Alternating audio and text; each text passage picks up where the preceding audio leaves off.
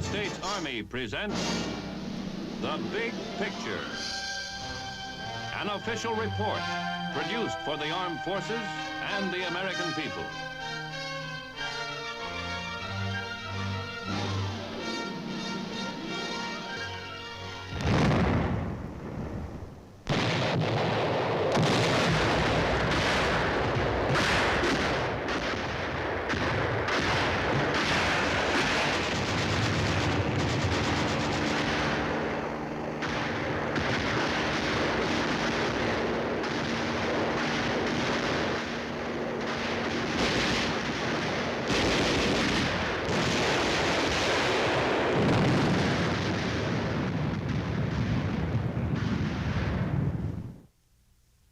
The highly mobile, hard-hitting tools of warfare you've just seen in action are a small representative sample of the kind of equipment and troops required for America's modern army. Military power is now, and will be for some time to come, the most effective deterrent to aggression. In a recent speech, Lieutenant General Arthur G. Trudeau, Chief of your Army's Research and Development Program, said this about the threat which faces us. Beyond the shadow of a doubt, this country is still the prime target of an endless and all-out offensive by world communism. The communists engage us on every front and by every means at their disposal, short of military action. Their strategy includes a powerful military posture, subversion, economic warfare, and a massive propaganda machine geared to the exploitation of dramatic technological accomplishments. Let us make no mistake about it. We are going to continue to be the targets for such attacks. Today on The Big Picture, you will see some of what the communists have been doing and are doing in their bid for world military supremacy. You will also see some of the countermeasures now being taken by your Army, so that in the balance of world military power, our nation's forces can continue to be a powerfully effective deterrent to aggression. Since the end of World War II, the Army of the Soviet Union has been rebuilding, re-equipping with a completely new arsenal of weapons. Its strength today stands at approximately 2.5 million men, all well-trained and well-armed. Combining these with satellite troops and allies like Red China, the communist states have a 7 million man army. Never in peacetime history have the demands on the United States Army been greater than they are today. Demands for the Army to fulfill its mission as a deterrent to aggression. In the North Atlantic Treaty Organization, we're linked with one of our closest neighbors, Canada. From Canada, the membership extends into the Atlantic to Iceland, then across the sea to the United Kingdom. From the UK to Norway, then across the Baltic Strait to Denmark. Next, the independent Republic of West Germany, the Netherlands, Belgium, and Luxembourg, to France, and Portugal and Italy. From Italy to Greece, and finally to Turkey. From NATO, we move to SEATO, the Southeast Asia Treaty Organization. With France and the UK, we're linked with Pakistan, with Thailand in Southeast Asia, with the Republic of the Philippines off the Asian mainland, and in the Southern Pacific with Australia and neighboring New Zealand.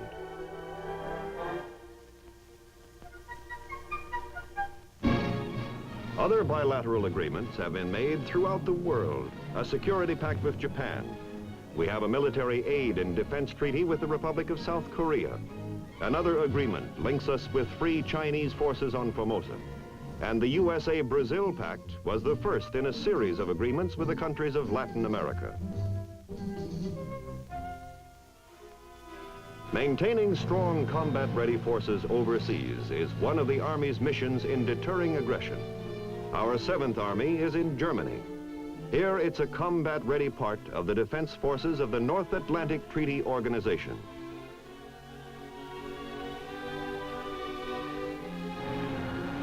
The very presence of the 7th Army assures our allies in NATO that we are ready to back up our promises of defense aid. The 7th Army is a force on guard to hold the line if necessary until reinforcements can be brought up to the front in Central Europe.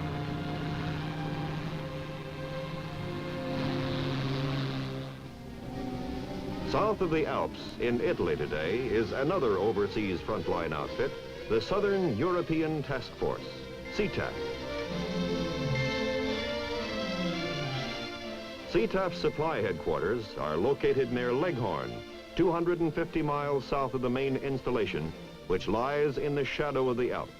Because of the size of its main weapons, CTAF's supply requirements are enormous. CTAF is fundamentally a fire support unit. It's organized around weapons which have both conventional and atomic capabilities. CTAF is designed to support the regular forces of our NATO allies in Europe, which might not have such a force of their own. This task force is organized for easy dispersion and great mobility. CTAF's ground-to-ground missiles are ready day and night to strike hard and fast at any aggressor's challenge. These missiles combine a high degree of accuracy with tremendous destructive potential. In the hands of CTAF specialists, they represent a formidable danger to any would-be aggressor in the area of CTAF's operations. With only about 6,000 men, CTAF is a relatively small force, but what it lacks in number, it makes up in firepower.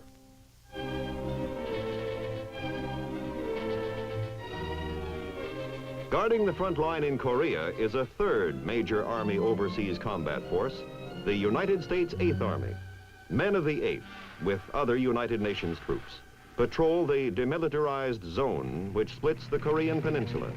Although Chinese Communist forces are being withdrawn from North Korea, they remain within easy striking distance of the UN forces. As a result, the men of the 8th Army must continue to be alert to the possibility of renewed communist aggression.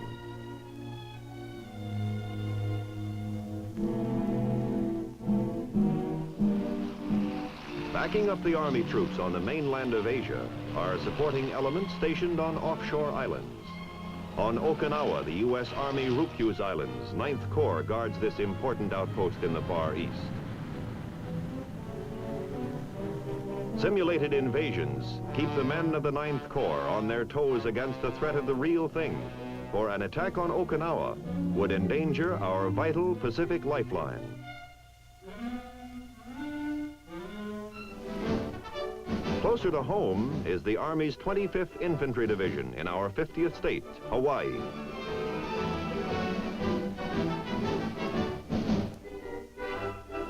The 25th is stationed at Schofield Barracks on the outskirts of Honolulu. Its operations are directed from Fort Shafter, the headquarters of the United States Army in the Pacific. Members of the 25th are strategically located reserves who are ready to move with their equipment to any trouble spot that may erupt on the periphery of the Communist Empire in the Orient. In Asia, as in Europe, the Army's mission is to deter aggression. The Army's presence in overseas areas represents a major obstacle to any aggressor.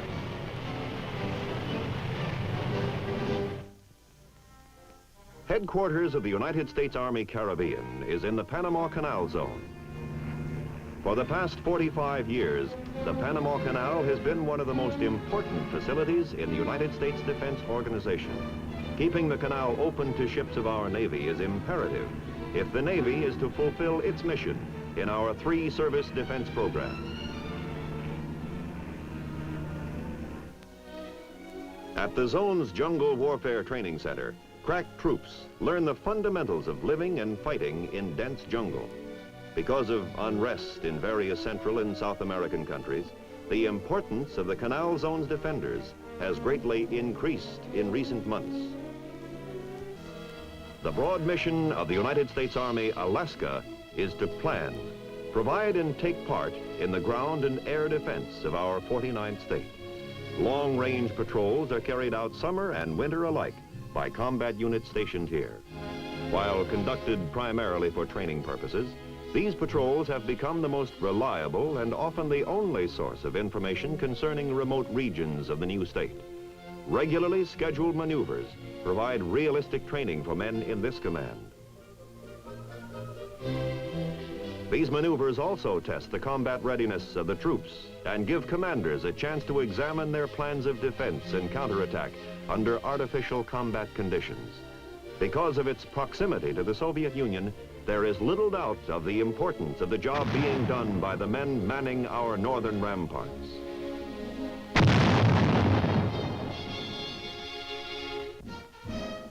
Helping also to fulfill the Army's mission is the Strategic Army Corps stationed in the continental United States. STRAC elements, such as the 101st and the 82nd Airborne Divisions, demonstrate in the Cold War that our Army has backup strength, ready to reinforce our overseas troops should a conflict break out anywhere in the world. Speed, mobility, firepower, and versatility are key concepts behind the new look of the Army's STRAC forces. Fast-moving, highly skilled infantrymen are part of the Army's answer to the pressing military demands of today, when wars may break out with little or no warning anywhere in the world. Wars requiring the speedy deployment of major United States Army forces.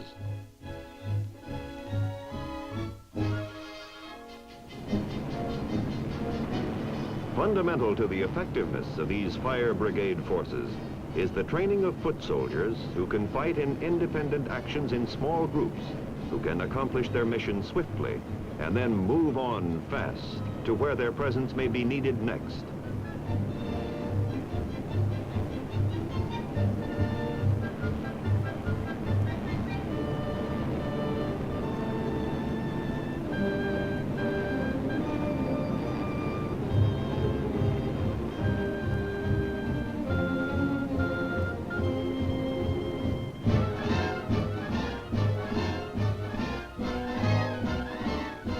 With the battlefield of the future covering much larger areas than heretofore, the winning Army, which must of necessity be large in size, must avoid mass formations and will have to move men and equipment much faster and more efficiently than the enemy. Yet another mission of the Army is to train replacements, men to take the place of those who complete their terms of military service, men to fill the ranks of divisions, which would have to be readied if STRAC were committed, and men to cadre new divisions if mobilization were required. These near-ready divisions represent backup strength for combat-ready divisions.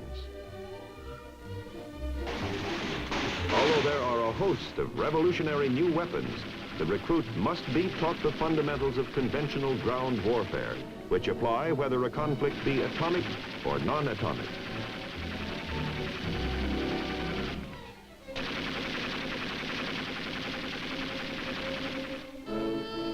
Still another of the Army's many missions as a deterrent to aggression is its contribution to the nation's air defense. Encircling the cities of America with rings of steel are scores of Nike Ajax battalions.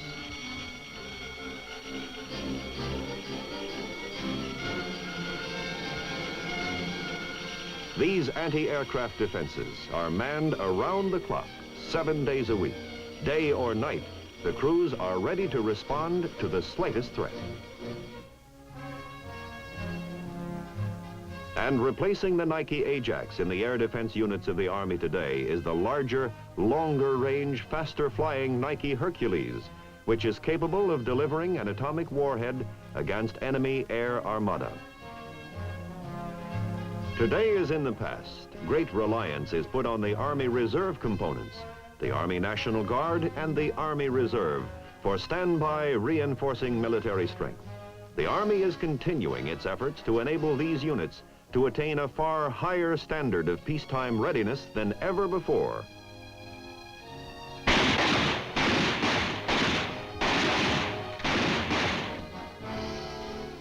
The Army's training job goes far beyond the teaching of American troops alone. In 44 countries around the globe, our Army has military assistance advisory groups, which help to train the soldiers of allied and friendly nations. Our military and economic aid program is designed to help friendly governments resist communist encroachment. It also follows in the best American tradition of helping other peoples to improve their lot. Recently, our NATO allies have invested approximately $5 of their own dollars in defense for every one offered by the United States. Our military assistance helps to create security and confidence among our allies. The aid which the United States Army gives to friendly foreign military forces is one of our main sources of deterrent strength. The Army's mission is to help improve the effectiveness of the armies of allies whose combined strength represents the equivalent of some 200 divisions. Nearly 7,000 men of our Army are assigned to MAG posts. They are sent to friendly countries to train foreign forces in the use of U.S. military equipment. In addition to the 44 MAG installations, the Army has military missions in 19 countries which are initiated by the countries themselves when a specific military problem arises. These missions are paid for by the nation which receives our aid. In developing the strength of our allies, the Army helps them to resist the inroads of communism. In so doing, a significant contribution is made to the overall security of the United States. In some instances, as here in Korea, the assistance and advisory groups help to heal the wounds and to build up the defensive vigor of countries which have already suffered communist aggression. Another form of our military assistance program is the training of Allied military personnel in the United States. This year, about 7,000 soldiers from over 60 Allied countries will receive special training in the United States Army service schools.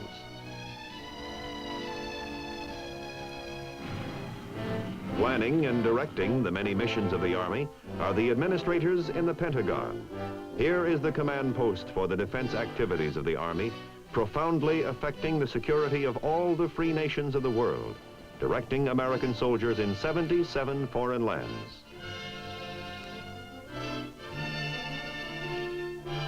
An example of Army assistance to the sister services is logistical support of the distant early warning radar network, which stretches from the Pacific to the Atlantic through northern Canada. The DEW line provides early warning information for the North American Air Defense Command, a combined Canadian-United States command involving Army, Navy, and Air Force units. Today, more than ever, the Army's future strength depends on the results of research and development. Ranging far into the future, Army researchers are making spectacular advances in many different fields.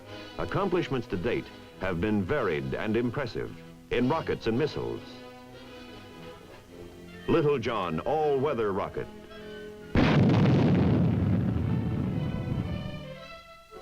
Lacrosse, a highly accurate field artillery missile for tactical support.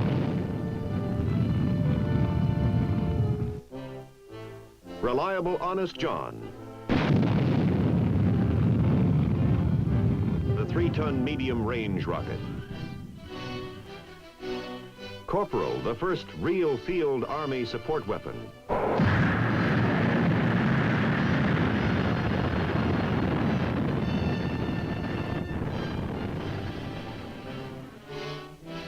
Redstone, capable of delivering atomic warheads up to 200 miles. And surface-to-air, the Hawk, which operates in the blind zone of conventional radar systems.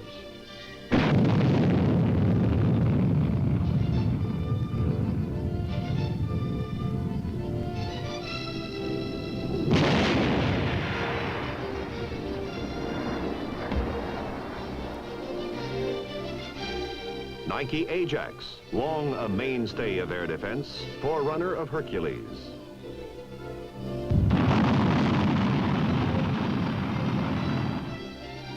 Nike Hercules, with either conventional or nuclear warheads, the most powerful air defense weapon known.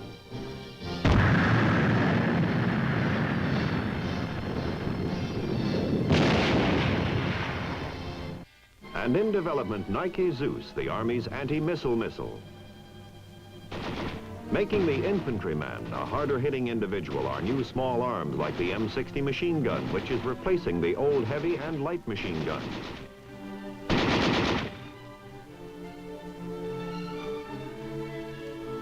It possesses a higher rate of fire and can be fired from bipod, tripod, or handheld. Firing the standard 7.62 NATO cartridge, the new M14 rifle is fired full or semi-automatic. It's a truly versatile rifle which will do much towards streamlining the fighting capabilities of our infantrymen. Soon the M14 will replace 4 of the Army's handheld weapons. New helicopters like the Iroquois and the Shawnee will give greater tactical mobility to the men of our reorganized pentomic divisions.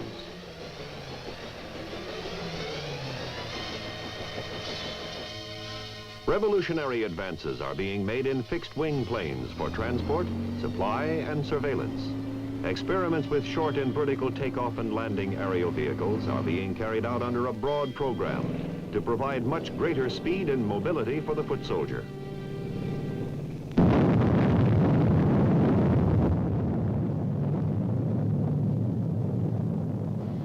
The atom bomb, of course, has changed the complexion of all military strategy and planning. And as part of its evolution, the Army has faced up to the new responsibility of training its forces for nuclear as well as conventional warfare. Communist aggressiveness, whether outright attack, subversion, or agitation, has worn many guises in the past. Only a strong, combat-ready army can give pause to a militant nation bent on further expansion.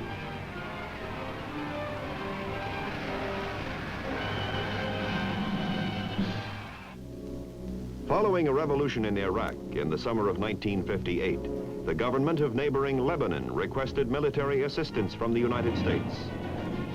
The Lebanese army had failed to quell a rebellion which had been going on for several months, and radio propaganda from Moscow, Cairo, and Damascus led the government to believe its sovereignty was in jeopardy because of the bloodbath in Iraq. Under the Eisenhower Doctrine, Lebanese President Chamoun asked for American aid. Members of an Army airborne battle group of the 24th Division were airlifted from Germany to Beirut.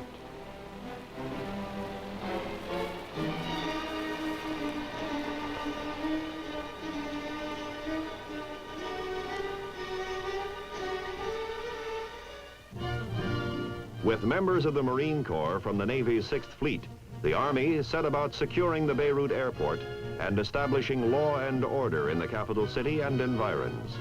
Such swift and timely action on the part of the United States Armed Forces contributed much toward bringing peace to Lebanon and stability in the Middle East as a whole.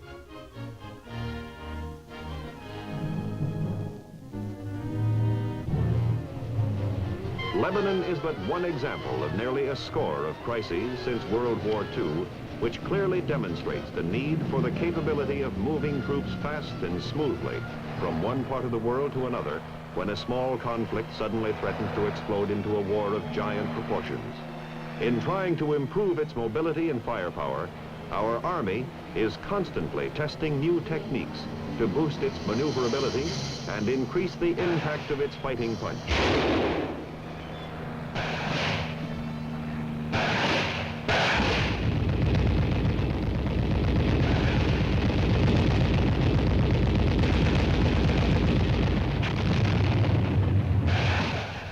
Helicopters have already proved their value in moving infantrymen into battle areas fast.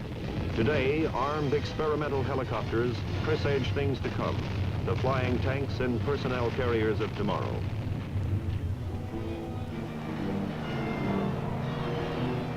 In carrying out its mission in the training, deployment, and redeployment of our combat troops as constantly changing international conditions demand, Army planners and strategists today are aware of the fact that communist leaders are not idle, that they too are working to improve their military machines, are investing all the skills, intelligence, and manpower which a totalitarian state commands in the construction of a fighting force which will not only equal, but surpass those of the free nations of the world. The complexion of future battles will demand that our Army forces be highly mobile if its increased destructive firepower is to be used effectively. Speed, punch, dispersion, and mobility. These are the key words in today's Army, and to a greater degree the necessity of the Army of tomorrow. History has shown that time and time again, major conflicts are usually preceded by periods when an aggressor either chants phrases of peace or chews away slowly at weaker neighbors. To relax our guard or ease our military strength is to invite disaster. The lands under communist rule stretch from Central Europe to the east rim of Asia. These lands represent more than 1/4 of the world's surface. Their peoples represent more than 1/3 of the world's population. While the Soviet Union continues to make rapid strides in conquering space, it has not turned away from the idea of controlling the world. Its standing army is second in size only to that of the Red Chinese. In the intensive training it gives its soldiers, it's second to none. If the United States is to contain the ambitions of the communist world in the future, our Army must be ready to fight under any and all conditions.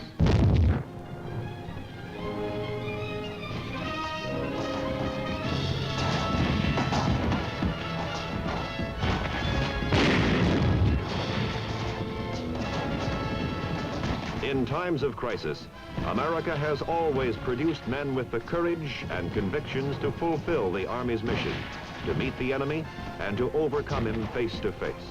This era of atoms and missiles does not mark any decline in the value of ground troops, nor does it produce any doubt that in a future war, large or small, the final decision will lie in the hands of the men who are able to defend their own land and to take and hold the enemy's territory.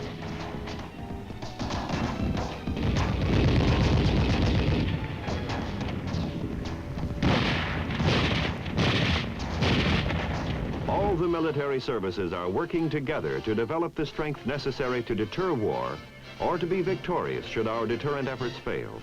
As its part in our total defense effort, our Army maintains strong combat-ready forces overseas and strategic forces at home ready to respond to local aggression anywhere in the world or to reinforce our overseas deployment in case of general war. It provides anti-aircraft units for the air defense of the United States and trained reserve forces capable of rapid mobilization. And by continuing to develop the ground forces of our allies around the world, it seeks to discourage aggression by a unified show of strength, by making clear our determination to defend the rights of free men everywhere, now and always.